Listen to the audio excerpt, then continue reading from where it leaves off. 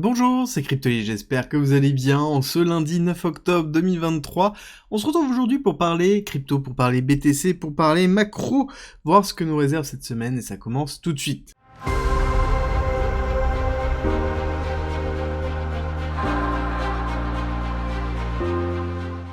Pour rappel, vous avez toujours la formation de 60 heures du parcours pédagogique qui est à disposition gratuitement dans lequel vous pouvez apprendre le trading, l'analyse technique, l'investissement, tout ce qui est autour de la blockchain et de la crypto-monnaie à travers 130 vidéos et plus de 400 pages de guide, donc tout pour pouvoir vous former directement disponible gratuitement. Je vous mets le lien en commentaire en description, il suffit simplement de s'inscrire et d'utiliser la plateforme de notre partenaire pour vous faire financer la formation en commentaire et en description, et on attaque tout de suite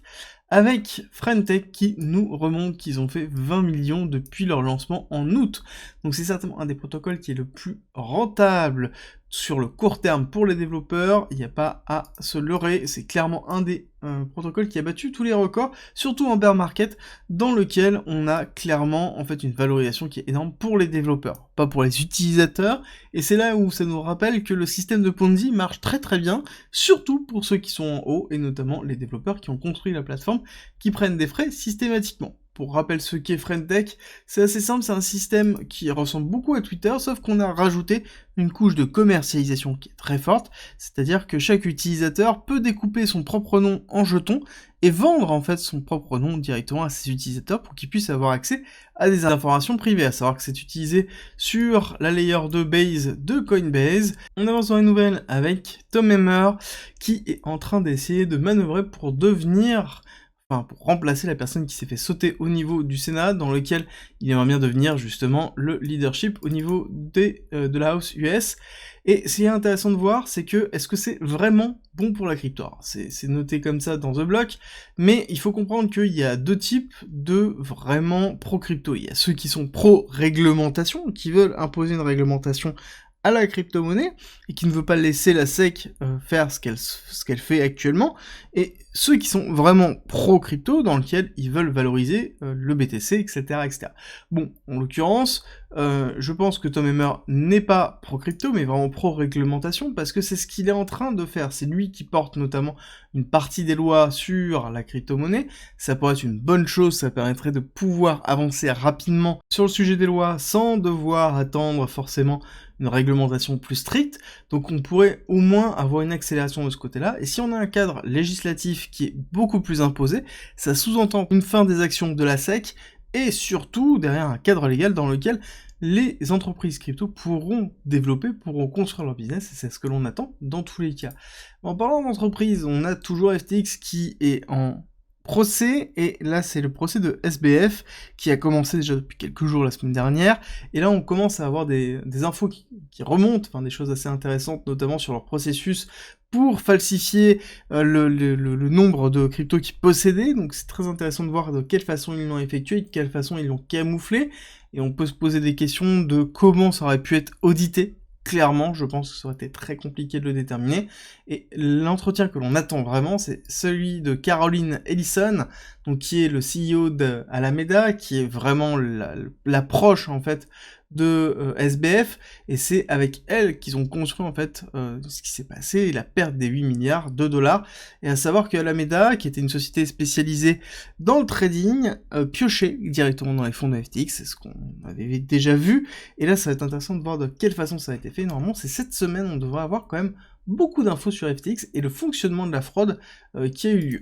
On a aussi d'autres petites choses pour cette semaine, même qui sont assez lourdes, hein. On va avoir la minute de la Fed mercredi 11, et surtout jeudi 12, on va avoir l'IPC de septembre. Là-dessus, ça va être vraiment surveillé, on voit une petite baisse prévisionnelle qui est en train d'avoir. Je pense qu'on devrait avoir une stabilisation, pas forcément une baisse, mais une stabilisation, et le mois d'octobre, en effet, avoir une baisse. Et pourquoi une baisse? Parce que tout simplement, nous avons le pétrole qui a chuté quand même sur la fin septembre et surtout début début octobre. Après, on voit un très beau rebond avec un gap qui s'est formé. Ce gap-là est principalement lié à l'actualité. Le Hamas a fait une attaque de grande ampleur sur Israël. Cette attaque de grande ampleur a entraîné une réaction très forte d'Israël et des États-Unis, les États-Unis qui envoient notamment leurs plus gros porteurs pour justement intervenir dans la région. On sait qu'on a l'Iran qui soutient le Hamas, donc on a vraiment la confrontation Israël-Iran qui est en train de se renforcer, donc forcément des tensions qui sont en train de se mettre, et qu'on a des tensions,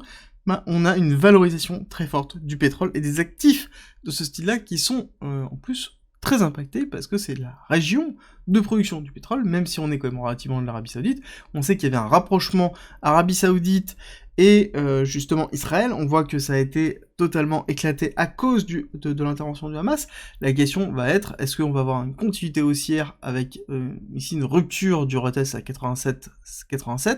donc on va dire 88 $, ou est-ce qu'on va avoir juste un petit retest pour avoir une continuité baissière et aller chercher ce qu'on avait défini 77. Là on a une réaction du marché par rapport à la nouvelle qui est en train de se faire. On va attendre d'avoir la temporisation notamment aujourd'hui avec l'ouverture du marché américain. Comment ça va réagir là-dessus? On pourrait très bien avoir une énorme bougie verte qui va même casser directement les 95 $, soit ici une temporisation, on va combler le gap et ensuite on va retester les 81 pour potentiellement aller chercher un petit peu plus bas. Donc là c'est intéressant de voir, surtout qu'on est dans un cadre où le pétrole a vraiment un impact très fort. Je vous invite à regarder la vidéo que j'ai effectuée samedi où j'explique vraiment pourquoi le pétrole va être déterminant pour tout ce qui va se passer dans les 2 ans qui arrivent. À côté, on a les TTL qui sont la représentation des bons du trésor américain qui sont toujours en train de s'effondrer. On a cassé le support que l'on avait depuis un certain temps, on est en train de se diriger ici vers le prochain support qui est vraiment bas, dans lequel on arriverait dans les 82, voire même potentiellement casser les 80, donc c'est-à-dire casser les plus bas depuis 2004, et là ça ferait vraiment très mal pour les bonds, et surtout critique pour les banques américaines. À savoir que on a GBTC qui quant à lui continue à pousser doucement, tranquillement dans son coin, et à surperformer BTC. Alors ce qui est en même temps normal, parce qu'on est en train de faire disparaître tout simplement le discount. On était dans un discount qui était relativement bas, là on se redirige, et on remonte jusqu'à ce que Grayscale devienne un ETF, et donc derrière, il n'y ait plus cette problématique de premium et de discount au niveau des parts de Grayscale, mais les personnes sont en train justement d'acheter GBTC parce qu'il y a un intérêt d'avoir potentiellement un rabais de 10-15% sur son BTC, chose qui est en train d'être pricée. Après, il faut pas se leurrer, si jamais on a GBTC qui devient un ETF, je pense qu'on aura une grosse partie des personnes qui sortiront justement de GBTC, dans lequel on risque d'avoir un petit sell-off au niveau des BTC de GBTC de l'ETF, parce que jusqu'à maintenant on ne peut pas vendre les BTC qui sont dans le trust. Par contre, s'il devient un ETF, en effet, on pourra vendre les BTC qui sont dans le trust. Chaque part qui sera détruite aura l'équivalent en BTC qui sera vendu sur le marché, donc forcément on aura une pression baissière qui pourra se mettre en place sur la libération de Grayscale.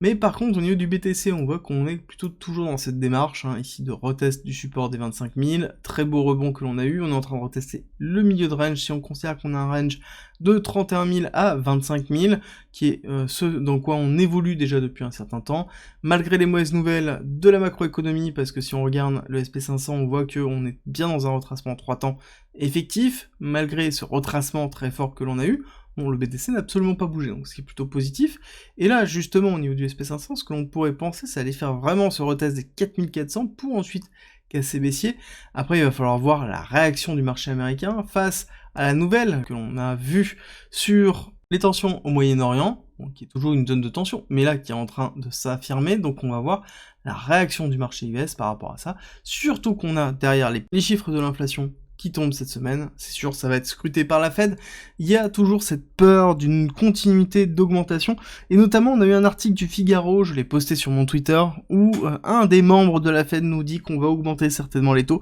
Oui, on le sait qu'il y a des membres qui pensent qu'on va augmenter les taux, et c'est juste le type de communication qui m'intéresse vraiment, c'est qu'on est en train d'augmenter la pression en disant « mais en fait on va augmenter les taux ». Alors que oui, bah, il y a 2-3 membres qui veulent augmenter les taux, mais c'est pas comme ça que ça se déroule, c'est un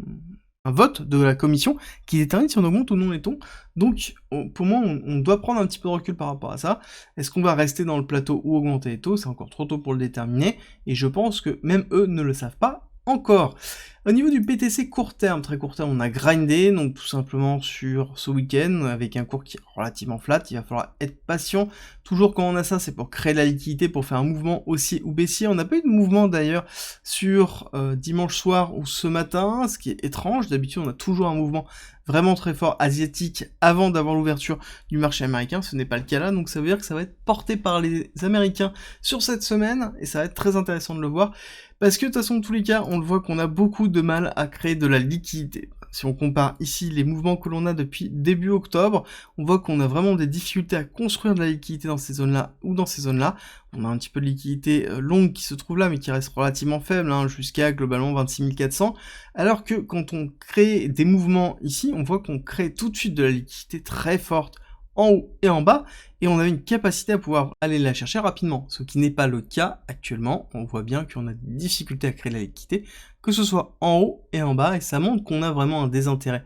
ici du BTC, parce qu'on va aller chercher d'autres actifs, comme je l'ai déjà expliqué de nombreuses fois. Autre point intéressant, c'est que les gros clusters de liquidité actuellement sont présents en short ici entre 40 000 et 42 000, donc vraiment une grande marge quand on voit l'accélération ici c'est plus ou moins vide, donc il faudrait vraiment aller chercher très haut, très fort pour faire un short squeeze, ce qui est très compliqué quand on voit la liquidité. Par contre la liquidité longue est toujours bien présente ici, bien que je pense que les 25 000 tiendront encore jusqu'à ce qu'on ait une nouvelle qui soit suffisamment forte pour nous permettre de les casser. Et d'ailleurs quand on regarde un petit peu le marché, je vais même terminer dessus, ce qui va être intéressant de voir, ça va être principalement l'open interest, qui montre la capacité des gens à se hedger par rapport aux différentes positions. Et ce qui est intéressant de voir, c'est que les personnes, plus on évolue dans le temps, c'est-à-dire qu'on va regarder en octobre, on est à 27 000,